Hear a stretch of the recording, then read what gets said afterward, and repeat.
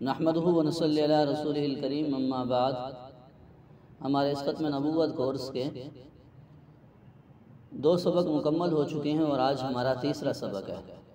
اس دوسرے سبق کے اندر ہم نے پڑھا کہ ختم نبوت کا عقیدہ جو ہے قرآن میں کن آیات سے ثابت ہیں، ان کی کچھ چند آیات کی نشاندہی کی، اور کن احادیث سے ثابت ہیں، ان میں سے بھی چند احادیث کی میں نے نشاندہی کی کہ ان احادیث سے اور ان آیات سے ثابت ہے۔ اور اس کے علاوہ ہم نے چند ان کتابوں کا بھی تذکرہ کیا جو ختم نبوت کے موضوع پر لکھی گئیں، اور ان سے مزید ہمیں رہنمائی مل سکتی ہے، اور مزید ہم ختم نبوت کے متعلق اگر پڑھنا چاہیں تو وہ بہت اچھا مواد ہمیں وہاں ان کتابوں میں میسر ہو سکتا ہے۔ تو آج ہم اس سبق میں، یعنی اس تیسرے سبق میں ہم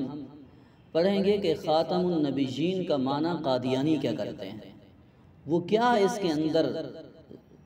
گڑبڑ کر جاتے ہیں، کیا اس کے اندر خرابی کر جاتے ہیں، اپنے مفہوم کو حاصل کرنے کے لیے، اپنے مطلب کو حاصل کرنے کے لیے کیا کچھ کرتے ہیں، اور وہ معنی کیوں غلط ہے۔ اور اسی طرح وہ جو تشریح کرتے ہیں نبی کی کہ اگر نبی نہیں آ سکتا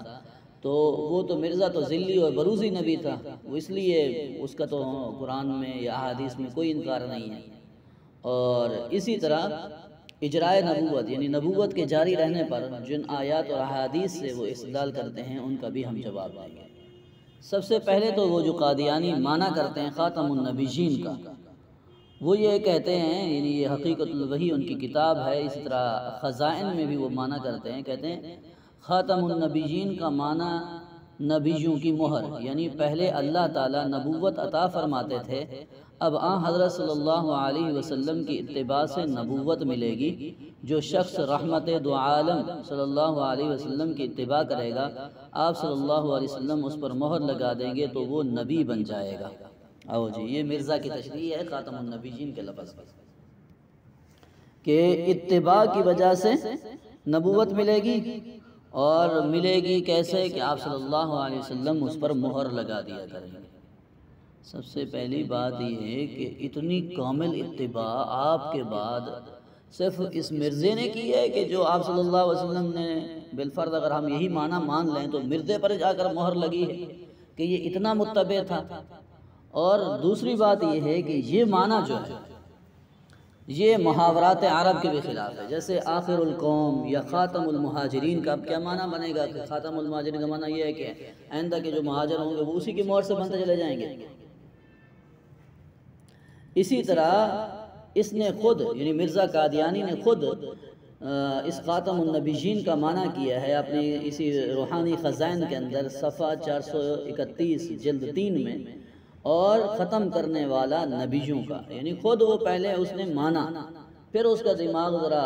تبدیل ہوا، بدلا، اس نے کہا یہ میں نے کیا کر دیا، مانا تو اس طرح کرنا چاہیے تاکہ میرا کام بھی چل جائے۔ اور ایک اور جگہ پر جہاں وہ پھنستا ہے آ کر وہ یہ ہے، مرزا نے اپنی کتاب تریاق القلوب میں لکھا ہے، اور اسی طرح روحانی خزائن ہے اس کی جلد 15 صفحہ 479 کہ میرے ساتھ ایک لڑکی پیدا ہوئی جس کا نام جنت تھا، پہلے وہ لڑکی پیٹ میں سے نکلی، بعد میں نکلا، اور میرے بعد میرے والدین کے گھر میں اور کوئی لڑکی یا لڑکا پیدا نہیں ہوا، اور میں ان کے لیے خاتم الاولاد تھا۔ آؤ جی، خاتم الاولاد تھا مطلب کیا ہوگا؟ آئندہ جو اولاد پیدا ہوگی وہ میری مہر سے پیدا ہوگی۔ اگر یہ والا معنی کرنا تو پھر یہاں آؤ نا کہ آئندہ جو پھر اولاد پیدا ہونی ہے، خاتم الاولاد کا تو یا تو وہی معنی کرو کہ میرے اوپر اولاد اختتام پذیر ہوگی، میرے اوپر اولاد ختم ہو گئی۔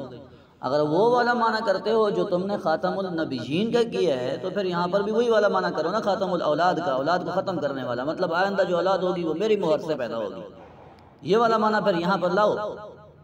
یہ والا معنی کیوں نہیں لاتے یہاں پر؟ تو گویا کہ وہی ہے نا کہ الجھا ہے پاؤں یار کا زلف دراز میں، کہ خود اپنی گھڑی ہوئی تفسیر کے اندر، تشریح کے اندر خود پھنس گیا، یہ ہوتا ہے۔ اور اسی طرح مرزا، یعنی اس قادیانی جماعت کی موقف یہی ہے کہ رحمت دو عالم سے لے کر مرزا قادیانی تک کوئی بھی نبی نہیں آیا۔ اس کا کیا مطلب ہوا کہ گویا کہ نبی کریم صلی اللہ علیہ وسلم کی اتباع کوئی اس طرح کی کر ہی نہیں سکا جس طرح کی مرزا نے کی ہے۔ یہ ان کی اپنی عبارتوں سے ان 1400 سال میں کوئی ایسا کامل آیا ہی نہیں ہے۔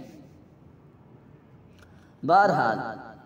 اور دوسرا ایک اور بھی اس معنی کا خرابی یوں لازم آتی ہے کہ خاتم النبیین، نبیوں کو ختم کرنے والا، اگر وہ والا معنی کیا جائے جو مرزا کر رہا ہے کہ آئندہ جو ہوں گی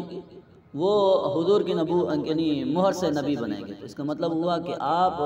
خاتم النبیین جو ہیں وہ پہلو کے نہیں ہیں بلکہ بعد والوں کے لیے ہیں، یہ معنی مطلب نکلتا ہے، کیونکہ بعد والوں نے آپ کی مہر سے نبی بننا ہے نا ان کے مطابق، تو اس مطابق تو یہ ہوا کہ آپ پہلے نبیوں کے لیے خاتم النبیین نہیں ہیں بلکہ بعد والوں کے لیے ہیں، اور یہ صراحتاً غلط ہے۔ تو اسی طرح یہ اس کی غلط عبارات اپنی نکال کے جو خود ہی اس کے اپنے خلاف آ جاتی ہیں۔ اب آتے ہیں ہم ذلی اور بروزی نبی کی وضاحت۔ اس نے کیا کیا؟ وہ کہتا ہے کہ دیکھیے، ذل کہتے ہیں سائے کو، بروز کہتے ہیں ظہور کو، دوبارہ ظہور۔ تو جب اس کی دال نہ گلی نا کہ بھئی یار یہ تو مسلمان مانیں گے نہیں، تو اس نے کہا یہ ذلی اور بروزی نبی ہے، یعنی گویا کہ نبی آخری وہی تھا، وہ دوبارہ آ گیا ہے، وہ دوبارہ اس کا سایہ آ گیا ہے۔ تو کسی چیز جیسے آئینے میں کوئی چیز نظر آ رہی ہو تو وہ اور نہیں ہوتی، تو اسی طرح یہ ایک سایہ ہے۔ یہ اس نے من گھڑت تبدیلیں بنائیں اور من گھڑت اس کی تشریحیں کی تاکہ اپنے آپ کو نبی ثابت کر سکے۔ تو یہ جو اس کی من گھڑت تفسیر ہے، تشریح ہے، ذل سایہ،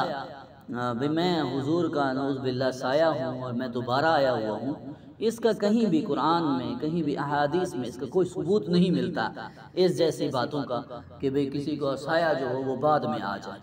بہرحال اس نے اپنی تشریح کی اور وضاحت کی، اور جو خود ہی اس کے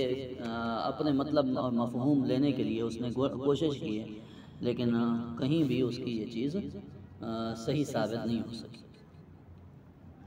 اب آتے ہیں کہ یہ مرزا قادیانی یعنی یہ اس کے متبعین وہ کہاں سے ثابت کرتے ہیں اپنے لیے یعنی اس اجرائے نبوت کو۔ تو سب سے پہلی آیت ہے اعوذ باللہ من الشیطان الرجیم، بسم اللہ الرحمن الرحیم، یا بنی آدم اما یأتینکم رسل منکم یقصون علیکم آیاتی فمن اتقى واصلح فلا خوف علیہم ولا هم یحزنون۔ یہ سورہ اعراف ہے، آیت نمبر ہے 35، کہ آپ صلی اللہ علیہ وسلم پر آیت نازل ہوئی اور اس میں یہ کہا گیا ہے بنی اسرائیل، اے بنی آدم تمہارے پاس رسول آئیں گے اور یقصون علیکم جو تم پر میری آیات بیان کریں گے، بس جو ڈر جائے گا اور اصلاح کر لے گا اس پر کوئی خوف نہیں ہوگا اور وہ غمگین بھی نہیں ہوں گے۔ تو یہ حضور پر جب نازل ہو رہی ہے تو اس کا مطلب یہ ہے کہ حضور کے بعد کسی نے آگے آنا ہے، تو تبھی تو کہا جا رہا ہے کہ اے بنی آدم اگر تمہارے پاس انبیاء آ جائیں اور تم پر میری آیات تلاوت کریں اور بیان کریں تو تم نے اس کی اتباع کرنی ہے، تو معلوم ہوا آپ کے بعد بھی آ سکتا ہے۔ تو اس کا جواب یہی ہے کہ اسی رکوع میں سیاق و سباق دیکھا جائے تو اس میں گویا کہ اس حکایت کو نقل کیا جا رہا ہے کہ جب حضرت آدم علیہ السلام کو زمین پر بھیجا جا رہا تھا، اہبطوا بعضکم لبعض عدو، کہ بھی تم اتر جاؤ، تم میں سے بعض کا دشمن ہوگا، تو یہ اس وقت کی حکایت کو نقل کیا جا رہا ہے اور اس وقت کی بنی آدم کو کہا جا رہا ہے کہ اے بنی آدم تم زمین میں جا رہے ہو تو تمہارے پاس رسول آئیں گے۔ تو یہ ابھی کا مراد لینا درست نہیں ہے بلکہ یہ اس وقت کی عبارت ہے۔ اور دوسری جو یہ آیت وہ مراد لیتے ہیں یعنی جس سے وہ اپنا مطلب لیتے ہیں، یہ سورہ نساء کی آیت نمبر 69 ہے، من یطع اللہ والرسول فاولئک مع الذین انعم اللہ علیہم من النبیین والصدیقین والشہداء والصالحین وحسن اولئک رفیقا۔ قادیانی کہتے ہیں کہ جو اللہ اور اس کے رسول کی اطاعت کرے گا وہ نبی ہوں گے، صدیق ہوں گے، شہداء ہوں گے، صالح ہوں گے۔ اس آیت میں گویا کہ 4 درجات ملنے کا ذکر کیا گیا ہے۔ یہاں پر ہم تو کہتے ہیں نا کہ مع الذین انعم اللہ علیہم، کہ وہ ان کے ساتھ ہوں گے جن پر اللہ نے انعام کیا ہے۔ یعنی ہم یہ کہتے ہیں کہ جنہوں نے اچھے اعمال کیے وہ نبیوں میں سے، یعنی وہ نبیوں کے ساتھ ہوں گے، صدیقین، شہداء اور صالحین کے ساتھ ہوں گے، لیکن وہ اس کی یہ تشریح کرتے ہیں کہ نہیں ایسا نہیں ہے، بلکہ وہ ہوں گے، کیا ہوں گے؟ نبی بھی ہوں گے، شہداء بھی ہو سکتے ہیں، صالحین بھی ہو سکتے ہیں، یعنی جو اللہ اور اس کے رسول کی اتباع کرے گا۔ تو گویا کہ وہ اس کا یوں معنی کرتے ہیں کہ یہاں پر مراد مع سے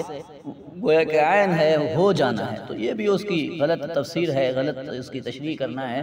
کہ مع کا معنی ہوتا ہے ساتھ،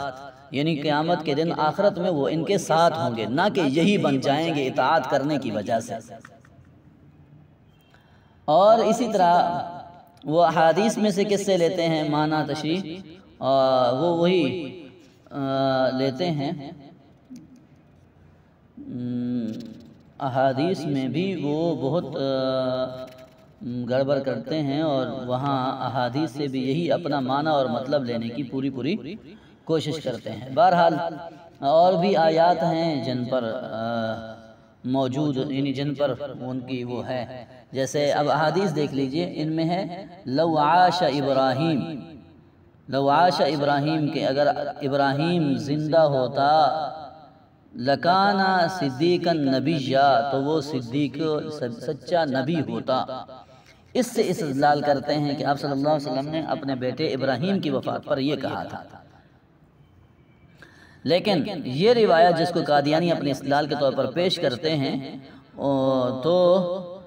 یہ اس روایت پر شاہ عبد الغنی مجددی رحمہ اللہ نے کلام کیا ہے کہ تکلم بعض الناس فی صحت هذا الحدیث کما ذکر سید الجمال الدین المحدث فی روضۃ الاحباب، یعنی یہ موضوعات الکبریٰ میں بھی ذکر کی گئی کہ هذا الحدیث باطل وجسارۃ علی الکلام مغیبات،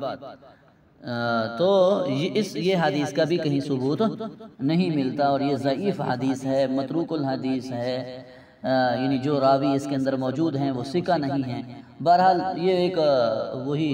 محدثانہ کلام ہے، لیکن اس کا ثبوت نہیں ملتا۔ اور اسی طرح وہ کہتے ہیں، وہ پیش کرتے ہیں ایک اور حدیث کہ حضرت عائشہ رضی اللہ عنہ فرماتے ہیں قولوا خاتم الانبیاء ولا تقولوا لا نبی بعدی، کہ تم مجھے خاتم الانبیاء کہو، یہ نہ کہو کہ میرے بعد کوئی نبی نہیں ہے۔ تو یہ آگے کا جو اضافہ ہے، آگے کا جو لفظ ہے کہ ولا تقولوا لا نبی بعدی، یہ صراحتاً اسے کلام، یعنی یہ تو پچھلے کلام کے بھی مخالف ہوا، یعنی قول صحابہ قول نبی میں گویا کہ تعارض پیدا ہو گیا۔ تو اس کے یہی ہے کہ